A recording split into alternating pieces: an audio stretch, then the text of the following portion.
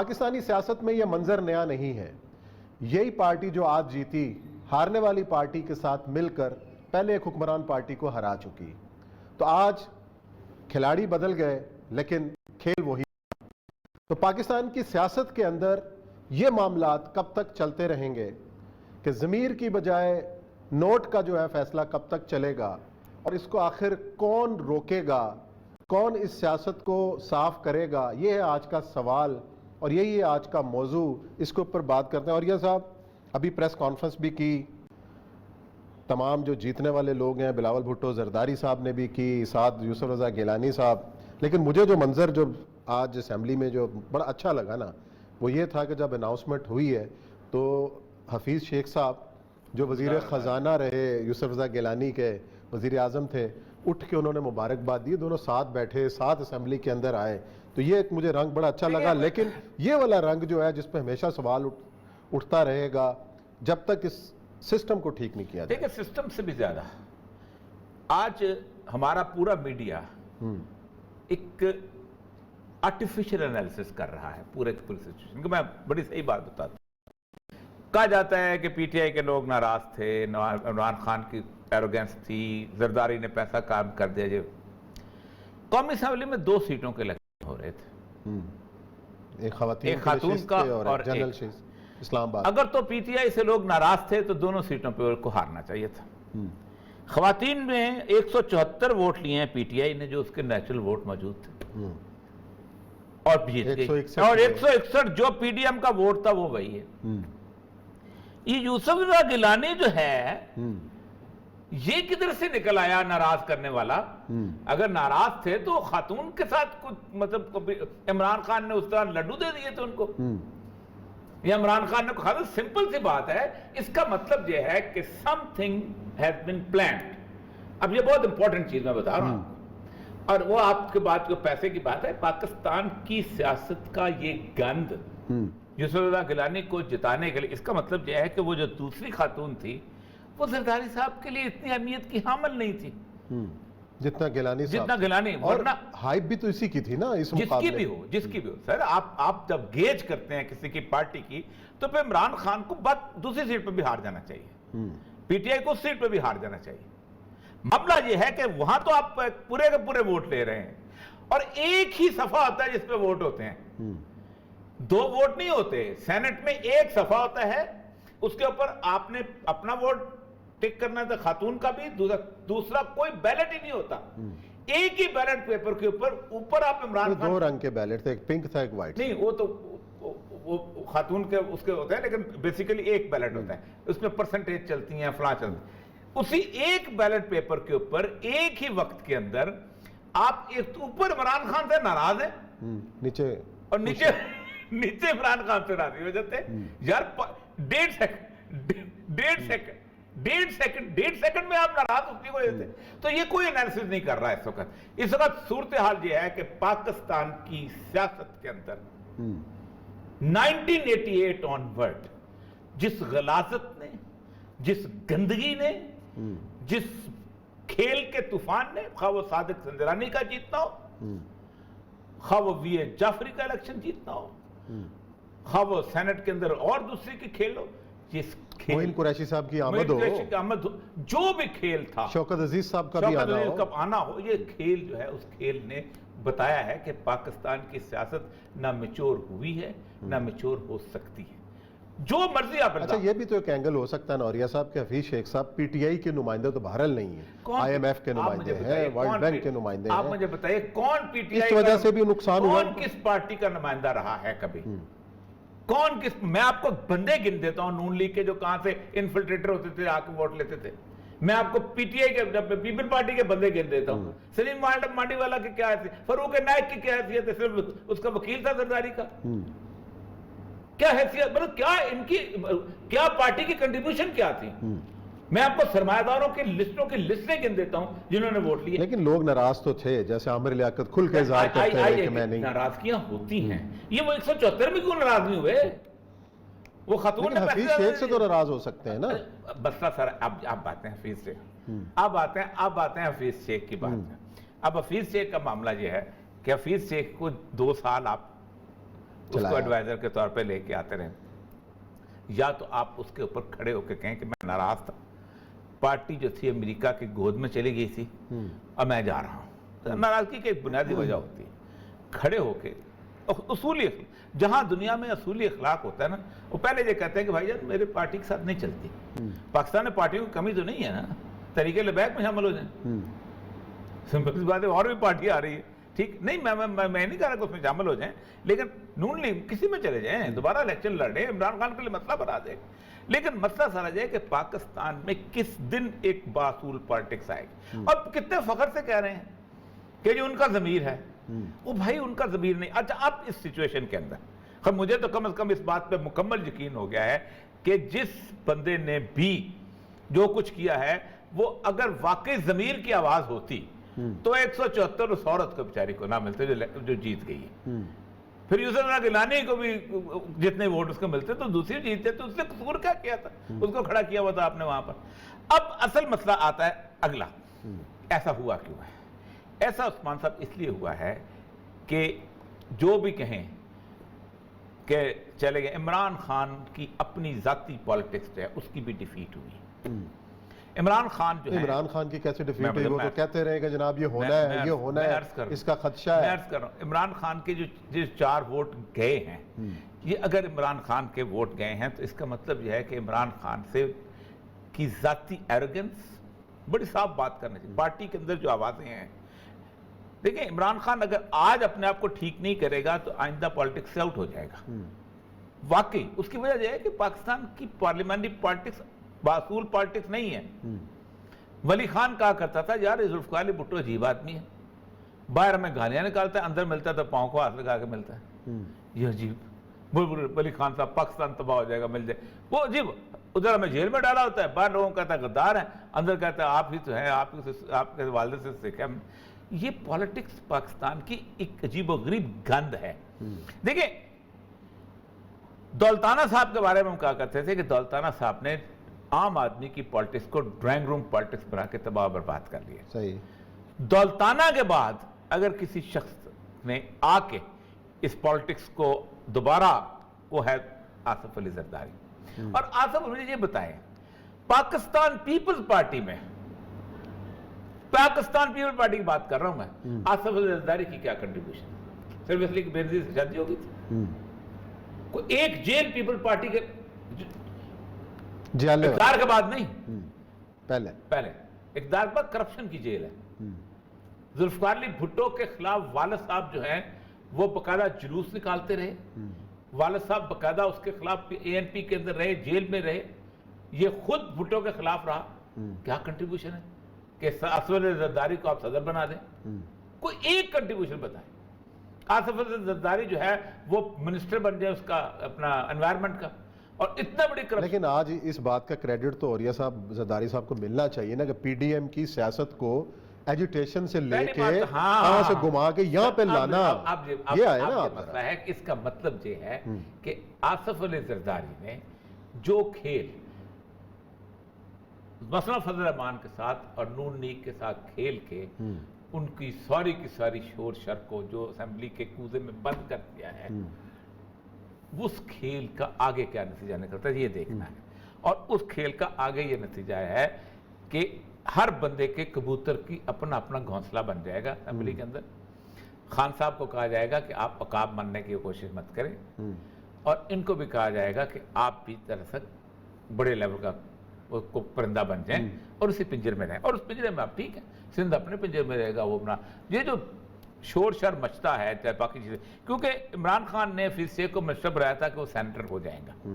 اچھا اس میں ایک اور چیز بھی میں آپ کو بتاؤں, آپ کو جو کہ میں اب اچھا کوئی ایک سوال یہاں پہ دور کی کوڑی سے متعلق سوال ذہن میں اٹھتا ہے, کیا یہ پاسبل ہے کہ کوئی عالمی ہاتھوی ہو گیا ہوئے کہ جناب حفیظ شیخ صاحب, اچھا IMF کا دیش ہم یہاں پر بڑی تفصیل سے بات کر رہے ہیں. دیکھیں آج ایک بندہ ہے ولی نصر.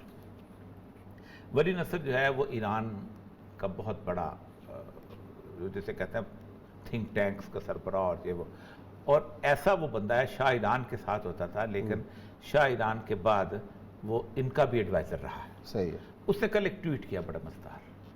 اس نے کہا ہے کہ مشرق وسطیٰ سے عرب جو ہیں وہ اب سیاست سے نکل گئے ہیں، نقشے سے نکل گئے ہیں۔ اب مشرق وسطیٰ میں جنگ 3 طاقتوں کی ہوگی، ترکی، ایران اور اسرائیل۔ عربوں نے جس کا بھی گروپ کا مطیع ہونا ہے ہو جائے۔ دوسرا اس نے یہ کہا ہے کہ اس وقت چین اور امریکہ اپنی مکمل طور پہ جس طرح آتش فشاں کے درمیان ٹیکٹونک پلیٹیں جو ہوتی ہیں نا ہل رہی ہوتی ہیں نا، ویسے ہل رہے ہوتے ہیں اور اپنی جگہ بنا رہے ہیں۔ اور وہ کہتا یہ ہے کہ آپ نکورنو قرباخ اور آرمینیا کو دیکھ لیں، اس نے کہا آپ سری لنکا کو دیکھ لیں، آپ میانمار کو دیکھ لیں اور پاکستان کو دیکھ لیں۔ چلیں یہ بڑا لمبا موضوع ہے، بریک لے لیتے ہیں۔ آخر میں فکرہ یہ بات دوں کہ اگر آئی ایم ایف کی طرف سے چھوٹا سا بھی اشارہ ہوتا نا اچھا کہ ساڈا بندہ ہارنا نہیں چاہیے، تو میں دیکھتا۔ اچھا چلیں جی، بریک کے بعد اس اہم موضوع پر گفتگو کرتے ہیں کہ یہ ہار جو ہے اس کے پیچھے پلیئرز کون سے ہیں، اس پہ کریں گے بات بریک کے بعد۔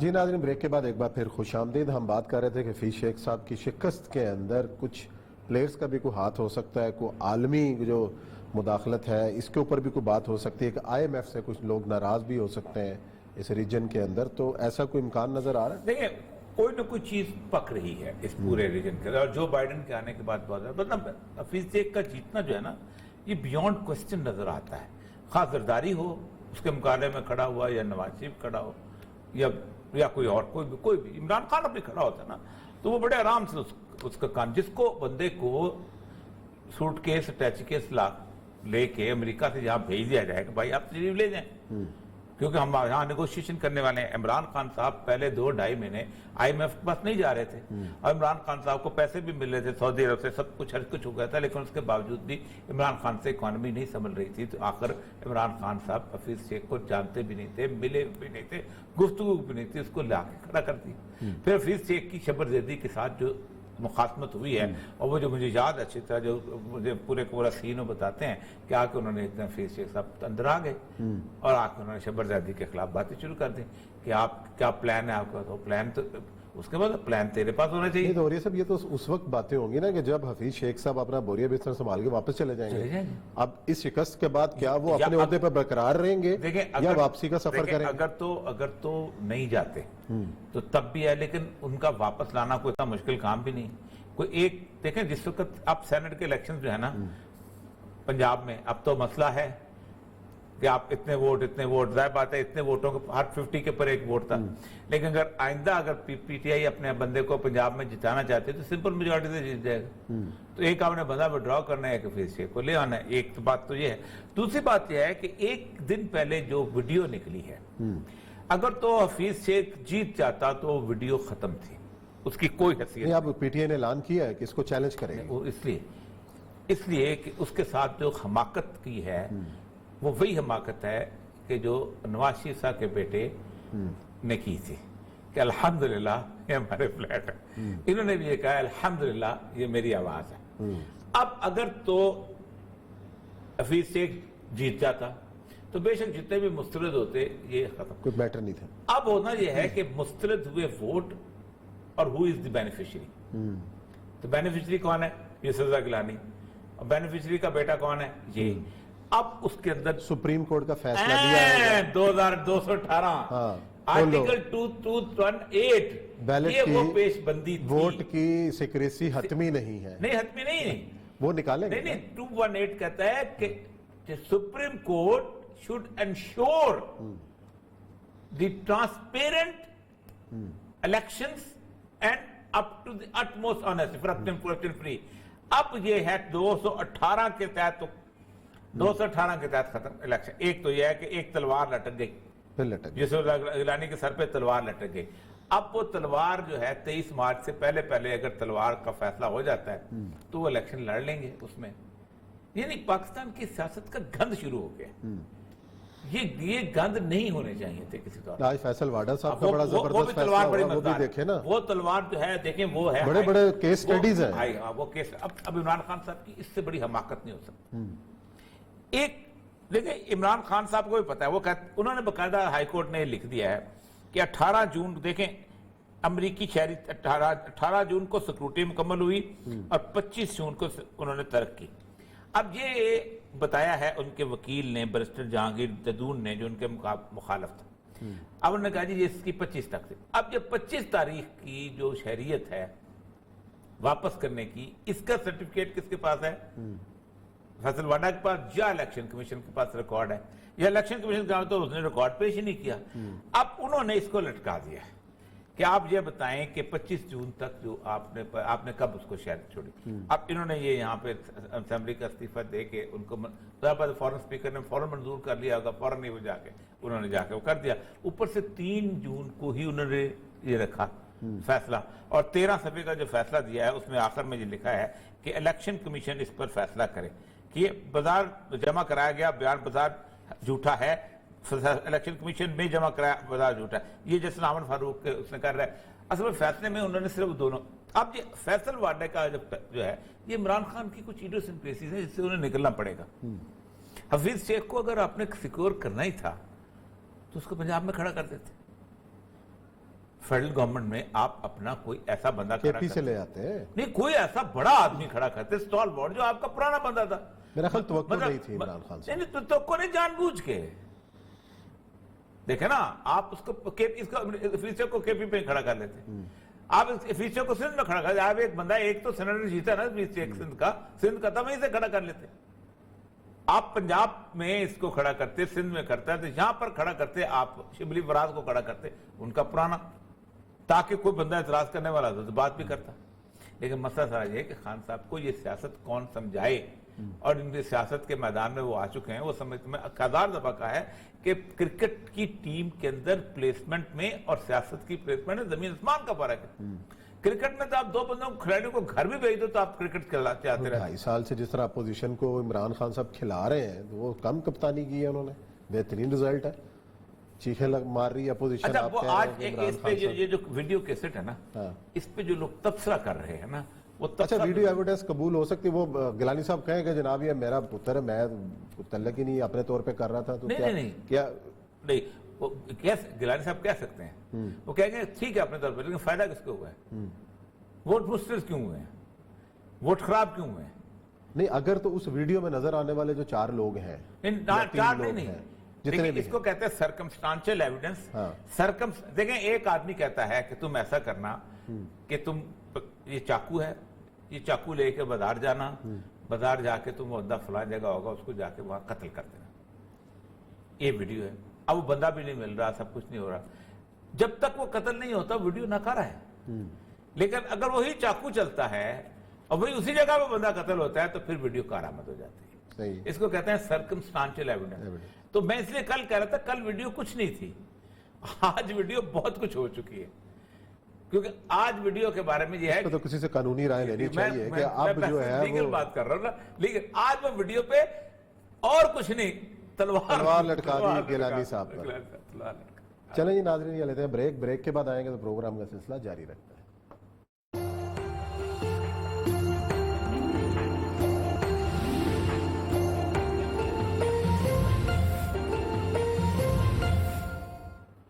جی ناظرین بریک کے بعد خوش آمدید۔ پاکستان کے سینٹ کے اندر جو تبدیلی بڑی آئی ہے اس کی تو ہم نے کی ہے بات، لیکن اس خطے میں جو تبدیلی رونما ہو رہی ہے اس کے بارے میں بھی کرتے ہیں بات کہ سری لنکا کی ایک اہم بندرگاہ ہے جس کے حوالے سے بڑی اور یہ صاحب باتیں چل رہی ہیں کہ چین کا کنٹرول ہوگا یا جاپان بھارت کا اس کے اوپر تعمیرات کریں گے۔ اگر جاپان بھارت اس پر کریں گے تو الٹیمیٹلی وہ امریکہ کا پورا ہے سلسلہ۔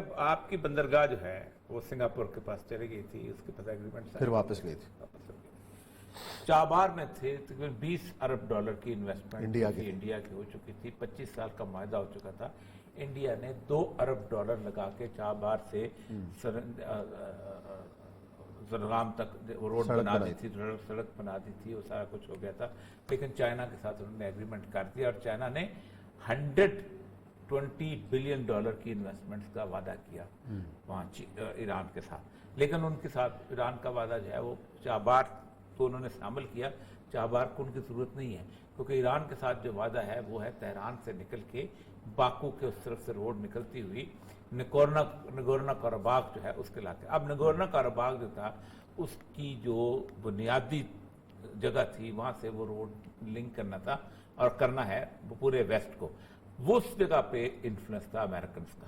صحیح. تو رشینز نے ملا کے اس کو آپ کو دیکھا ہے کہ 23 سال سے وہ علاقہ جو تھا وہ آذربائیجان سے آؤٹ تھا اور روز ہم کہتے تھے مسلمانوں کو وہاں سے نکالا جا رہا ہے, ظلم ہو رہا ہے, نگورنو قرباغ کے مسلمان. اور پھر ٹرکی کی فوجیں پہنچی, انہیں لپاٹ کے رکھ لیا. میانمار میں کل 3-4 دن سے آپ دیکھیں کیا کچھ نہیں ہو رہا. پھر پاکستان کے بارے میں آپ خود سوچیں کہ پاکستان میں انڈیا کو انہوں نے لیا تھا. عمران خان کے جانے کا کوئی اور مقصد نہیں تھا سوائے اس کے to counter Indian and Japanese influence over there. اور وہ اس لیے ورنہ کیا مقصد, آپ مجھے بتائیں کوئی ایک مقصد عمران خان وہاں کو ایڈ دے سکتا ہے, کچھ کر سکتا ہے. اس کا مطلب یہ ہے کہ سارے خطے کے اندر تبدیلی میں حفیظ شیخ کا جانا, آج آپ لکھ لیں میرے پاس کہ اگر حفیظ شیخ کو کسی نے بچانا ہوتا, آقاؤ مولا ان کے جو ہیں, تو حفیظ شیخ کو پاکستان کی پولیٹیکل پارٹیز میں اتنے بڑے ڈیٹ اور اتنے بڑے IMF پروگرام اور اتنے بڑے آپ کے سارے امریکن ریلیشن شپ اور اسٹریٹجک پارٹنرز اور فلانا تھا کہ کسی کی ضرورت نہیں تھی کہ حفیظ شیخ کو ایک ووٹ بھی اس کا ضائع جاتا. یہ کھل کھیلنے کا موقع اس لیے دیا گیا ہے کہ پارلیمنٹ کے اندر یہ کیا جائے اور یہ کسی وقت بتائے گا کہ اس کا مطلب چیزیں چینج ہو رہی ہیں. یہ چیز فضا چینج ہو رہی ہے. حفیظ شیخ جیسے کردار بولا نہیں کرتے, نہ وہ لوگ بولا کرتے ہیں کہ جو ان کو لاتے ہیں لے کے جاتے ہیں. وہ اپنی پلاننگ اس کے. اب چائنا کے لیے ناقابل تسخیر بات ہے کہ آپ ختم کر. آپ کیوں علی گیلانی صاحب کل بولے ہیں؟ انہوں نے کہا کہ یہ جو آپ کر رہے ہو اس وقت, یا جو امریکن لائن ٹو کر رہے ہو, آپ نے جو کشمیر کو ایک مکمل طور پہ ایک آزاد ملک بنانے کے بیسیکلی راستہ ہموار کر لیا ہے, ایک بفر اسٹیٹ بنانے کا, یہ مسئلہ. اور علی گیلانی پہ کون کون شیئر ہوا؟ شہریار افریدی شیئر ہوا ہے. اب شہریار افریدی کا دستخط جو ہے یہ بھی کسی دن بتائے گا. اچھا چلیں, پروگرام ختم ہو گیا, وقت تو تھوڑا ہی تھا آج ہمارے پاس باتیں بہت کرنے کے لیے. کل میرا خیال اسی ایشو کو لے کے چلیں گے. جی ناظرین, یہ پروگرام کا وقت ختم کرتے ہیں. کل نئے موضوعات کے ساتھ آپ کی خدمت میں حاضر ہوں گے. خیال رکھیے گا. اللہ حافظ.